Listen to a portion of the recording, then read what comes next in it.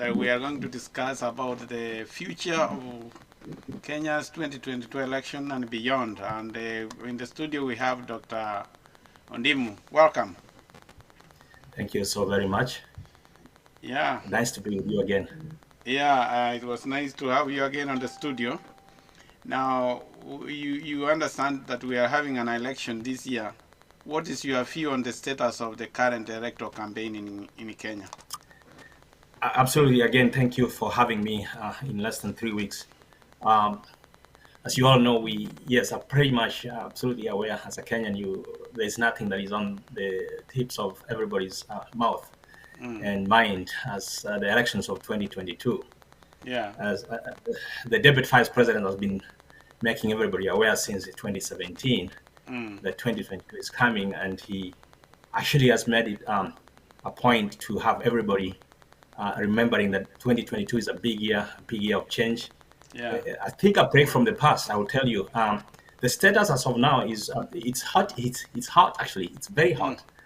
It's heating up, as you may realize. And now we have two formations, obviously, but there are a few who are jumping here and there, and then you can see that within the next, I would say, within the next 2-3 weeks, we will eventually have two strong formations here.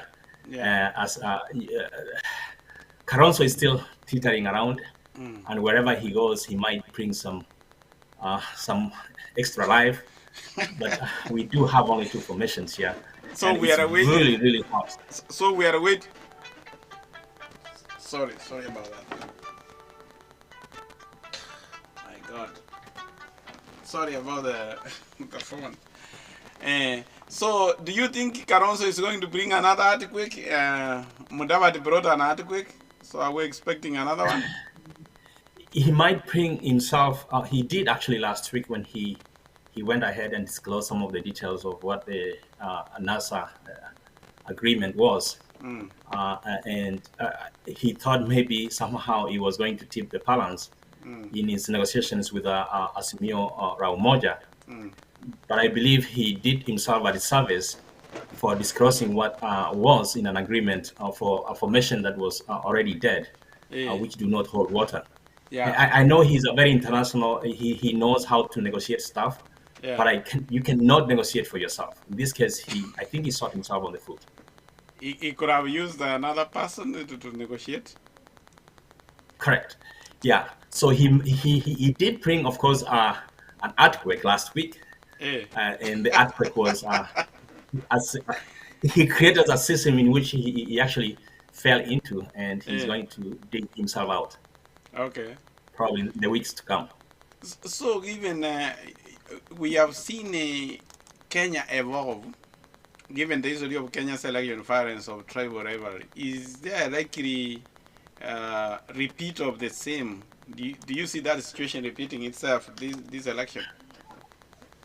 Yeah, I guess the history might a little bit of history and historical background might give us a background of why we have been having these. And this year is going to be uniquely different, though there might be some it appears like it's going to be a hotly contested election. And when there is a hotly contested election, there is going to be some violence, although it might not be around tribal lines in this case. Because as you may realize, we've been having these big tribes fighting each other. Now we see the big two, actually the big two ganging against the third one. So, and there's one half of the central Kenya who is supporting Ruto, which means we might not have tribal clashes. What we will have is people who are dissatisfied, not on tribal lines, but because they think their candidate is the best, and they might go out there fighting and saying, we have lost an election, which actually they may have honestly lost. And the reason why I say may have honestly lost is because Ruto has never run for a national office. We do not know his strength at the national stage. All we see is just crowds following him. I want you to remember back to 1991 when Stanley Chino Matiba was running for office. Huge, thousands and thousands and thousands of people were following him. It was almost obvious he was going to win. But remember what? He lost that election because of the division within the Ford, the big Ford then. and legitimately he lost because he came in a second with 26%, and Moi won with only 36% at the time. Yeah, that Moi won on it at 6%. Correct. So most likely, this is the best formation Kenya has had. That we are not having where people are running to a tribal cocoon, that this tribe against the other one. Correct. And I really admire what the present parliament did by enacting a law in place saying that they have to have coalitions before an election is done, which is much better. And this coalitions appears like it's going to be the future of the Kenyan elections. There's no one single tribe in Kenya that can win an election straight up with 50 plus 1%, which means that coalitions will be here for the future. And when you see coalitions, it means coalitions of tribes. Again, at some point in time, I hope it will be coalitions of ideologies and not coalitions of tribes. For now, it's coalitions of tribes. Yeah, and you know that is one of the questions I have. These coalitions, do you think, are they best for Kenya? Because we have had so many parties. I don't think there is a country which has had so many parties like Kenya. Parties come and go. So are we going, do you see a situation in future where we will have parties on ideologies, or we'll be seeing this coalition of tribes, as you call them? Yeah, I guess you are right, except for France. France has had where individuals also just form a party, and if they're popular, the party locks in. Except for France, Kenya has one of the largest and meanest and divisions along tribal lines. And people have parties which they walk in pocket with, and come elections and they start dishing out and giving out certificates. Yeah. Yes. If you ask me, the answer I would say is yes, not now, but in the future. It appears like we're making baby steps towards a future where there will be ideologies versus a tribal political parties. Why I say so is because we are coming pretty close where people are starting to realize that we're being used by these so-called tribal kings to rob in positions in power, and they end up just only serving themselves. Yeah. So as soon as we have this electorate who are very informed, like we do now, I think we're having an electorate who are very informed, and you can see young people are kind of following people, not because they are from their tribe, but because they are talking something they can actually relate to. Yeah. So the future is actually in coalitions of ideologies than it is on tribal lines. I will tell you that. Maybe the third election cycle from today, God gives you that long life, you'll be able to see coalitions of ideologies. Right now, there is, when you go to Central Province, you know, Central Province has been a very strong voting bloc, that they vote in big numbers, and then they vote for one candidate. It is the first time we are seeing a Central Province divided. There are still, the two contenders still have votes in the Central Province, simply because they don't have their own on the ballot. How do you think is going to be a turnout in the Central Province now that they don't have their own and they are divided among the two? Yeah, and that's a very good question. Again, when eventually, especially when you don't have somebody who is able to drum up support within their own pace, we might be having a very low turnout. And remember, when you go to the history of the turnouts in Kenya, Central Province has been topping 90% and above. And all those usually go to the person who is running for office from Central Kenya. Yeah. Get me? Actually, there are going to be people running for the presidency from Central Kenya, except they are not as popular as in previous elections. And I think it's good for Kenya. I think it's very good for Kenya now that we do not have somebody strong running for office from Central Kenya. Yeah. It's because Central Kenya has 22 to 25% of the votes, and whoever wins a good chunk of those is going to be president. And for the first time, we're going to see almost 50-50 of those going to vote for somebody outside of Central Kenya. And I believe this is very good for Kenya. It would be very good for Kenya. Yes, it will be very good for Kenya for once. And I wanted you to see that is the election the voting in Kenya right now, you can see that we are having in those, they were listed according to the voting blocks, maybe in the former provinces. You can see still Rift Valley has a lot of votes. They stand at around 4.5 and 5.5 million. Then is closely followed by which one's that? Central? No, Northeastern. Northeastern, no, Eastern Province as 3.3, and then we have Central Province as 3.1.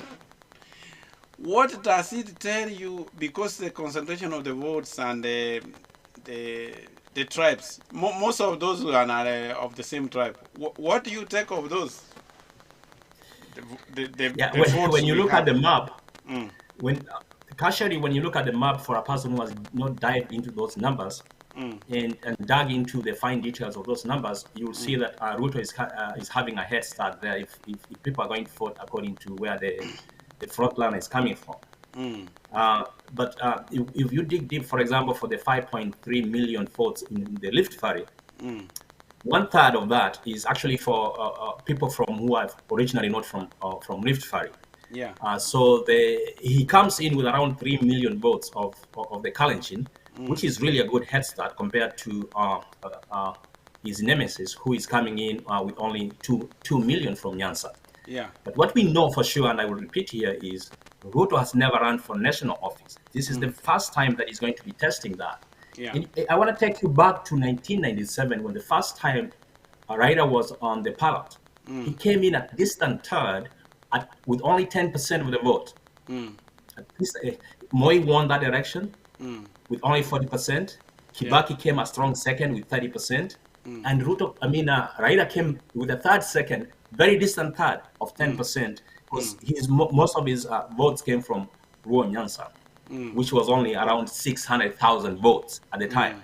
Yeah. But over the years, he has increased his pace outside of his backyard to the whole entire country. Now he has a basket of more than 5 million. So he has a head start compared to Ruto, because Ruto has no national run of office where he can say, yeah, I have run for national office. I can say I have a chunk of votes from Coast, for example, Northeastern, Western. Outside of Rift Valley, we do not know how much votes he has. So I'm going to say this. I want you to go back to 2002. The late Muse Nyachai ran for office, and he thought he had a lot of votes. But he appeared in Nairobi with only 300,000 votes from his tribesmen. So it can as well be the same for Ruto. Who knows? One of the things I have noticed is among the people from Central, there is also a war in there between the dynasties. The other people who call themselves Hasaras, those are the middle and the lower class people. There is a protest vote against the dynasties. They feel like, despite the Kikuyu who have ruled, the only people who have benefited are the upper class. And that's why the lower class feels strongly that they need to vote for Ruto because he's a hustler. And once Ruto finishes, he will also choose a Kikuyu hustler to be a president. What do you think of that? Yeah, he has a point. I mean, especially when people are desperate, they look for desperate means of getting into what they need. And that's a very, for once, give Ruto some, where he deserves. He credit where he deserves, because he has actually changed the narrative of the Kenyan politics and how people define politics in Kenya. Yeah. Let's give him that credit for once, because he has been able to tell people, hey, we have the haves and the have-nots here, and we have those who are struggling and those who are not. So it's more like a class war. You have seen this in the United States for many years. The Democratic Party is always saying, hey, we're going to get you to it's bottom up versus the trickle down theory, which I think Ruto is thinking is the first person to bring it. It's been in the United States for many years now, where we have the bottom up is mostly a Democratic Party way of looking at things, and the middle class out. That's how they have it. The middle class out. That's Democratic Party how they look at it, versus the Republican Party who says trickle down theory. You give the corporate taxes to the corporations who provide jobs to the low class, versus giving and empowering people to create jobs. Yeah. So again, the ideology has changed a little bit for Democratic Party in the United States. They say empower the people, the small SMEs who create jobs. So it's middle class out. So yes, I don't think, and again, when you look at those people who are following Ruto with that theory, and you look at their segments, the age sets, and then you divine and look at the history of the voting patterns of the same people, you realize that if you do not have 70% of people who are 40 plus supporting you, 40 plus, age 40 plus, then you probably are not going to win that election. If you have 40 plus, a good chunk of those 56% of 40 plus people supporting you, actually you're winning that election, because the history tells us that they actually go and vote. Yeah, the old people vote, but the young people shout and they don't vote. They don't. So I think whoever gets people to the ballot is going to win. Now, we have two contenders. Of course, the election is between either Raila or Ruto. Now, what do you see? Let us assume Ruto wins the presidency. What do you foresee of his presidency and Kenya? In Ruto's a president, come August. Ruto as a president, honestly, when I look at Ruto and his presidency, I don't see much change. It's going to be continuity, if you ask me. Continuity of corruption, continuity of laxity in the executive, continuity of what he now terms as have-nots. He's just underworking people to make them feel like he's one of them. I don't think he's one of them. Ruto has been the ruling class for since 1992. That's 30 years. So he's never really, he was a hustler before that, not anymore. You cannot call yourself a hustler if you have been in power in office for over 30 years. I don't believe it. I don't believe. So what I see with Ruto coming and winning the presidency is continuity of the same old, if it will. And our has, and I don't know, and I'm going to give him a benefit of doubt. If Raila wins, because we've seen when he was in power alongside Kibaki, we saw the difference. Kenyans felt money in their pockets. We saw change. We saw something. Hopefully, he will be a break from the past. He's been a break from the past, meaning that we will see a change in terms of the executive giving and empowering the people to do what they know best. Providing infrastructure and empowering the people to create their own lives and make a future for themselves. So in my mind, I think I see continuity from Ruto's section, and I see a new beginning from Raila's presidency. So there is one of the things which is dogging the coalitions, more especially Azimio, about nomination. Big heavyweights have moved to their parties, and now there is a way whereby party elections in Kenya, nomination has been a sham in most things, and more especially in ODM. This is known where people are dished with tickets, and then people are now saying that is a failure of Raila, because Raila has had ODM for a long time, but is known for not conducting free and fair nominations. Do you think that he will carry it over to the presidency? If he can't govern a party, that's what people are arguing. If you can't manage a party, how are you going to manage a nation? Correct, and that's one of his greatest undoing, and that's why when you look at especially the previous elections, ODM as a popular party went into parliament with only the fewest of the elections compared to the presidency of the elections he had at the national level.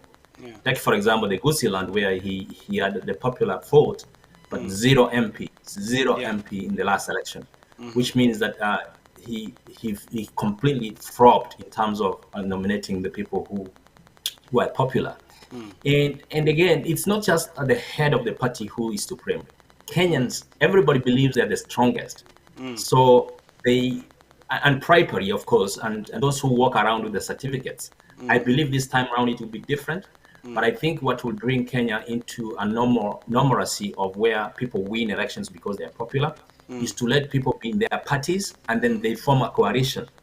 Okay. So that ODMs will not be like, hey, it's only ODM member who should come in as an ODM. They can leave around those fringe parties that are supporting the presidency to come in, so that when they go to parliament, they are still supporting the ODM. So I believe it's important that way. Otherwise, they are going to have a very difficult time to govern if they have no majority in parliament. Yeah, but then what could you advise them to do about the nominations? Because that is very crucial, like they lost last time. And I know it's going to be a huge, especially in their strongholds. In their strongholds, they are going to have difficult. Honestly, I'm not an expert in those party nominations. What I tell them is to let the people choose.